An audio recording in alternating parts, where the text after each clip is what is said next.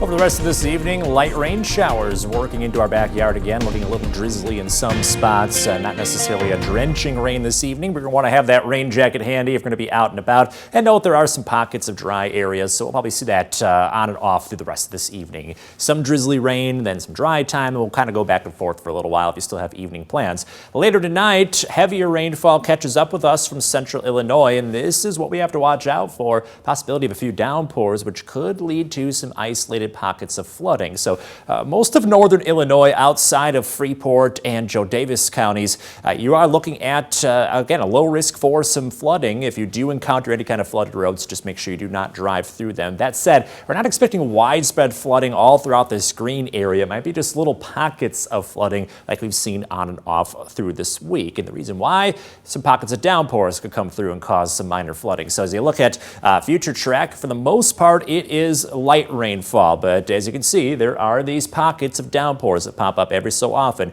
And if we get those repeatedly over the same spots, that could, again, lead to some flooded roads, flooded streams. So you're going to want to keep an eye on the 13 Weather Authority app. It'll let you know where these downpours are. Here we are at 2 in the morning on Friday, still looking at some pockets of downpours here and there. Note a lot of that seems to line up right near that I-39 corridor, so we're going to watch that trend closely. We'll continue to have spotty light rain mixed with some downpours into tomorrow morning.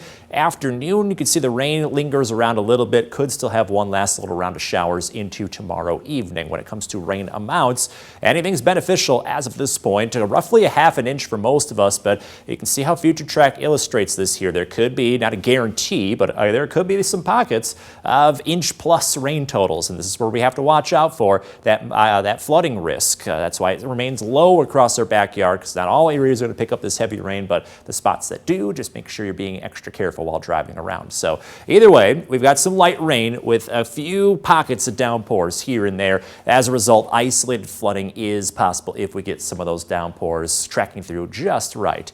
Under the rainy weather, we have temperatures down to around 64 tonight. Tomorrow, back to the low 70s like we saw today. After those heavier showers early, we could see some scattered rain later on. And then after that, the forecast looks to be dry. So we've taken a lot of the rain chances out of the extended forecast. The temperatures really don't change much. First day of fall up to around 80 degrees, then we drop down to around 70 and stay there all throughout next week. The weather does slowly get a little more sunny as the days go along, and your most accurate 10-day forecast will continue to have weather just like this in the long range. Not much for rain, temperatures staying somewhat cooler. As you can see, might not be down to those upper 70s just yet looking long term.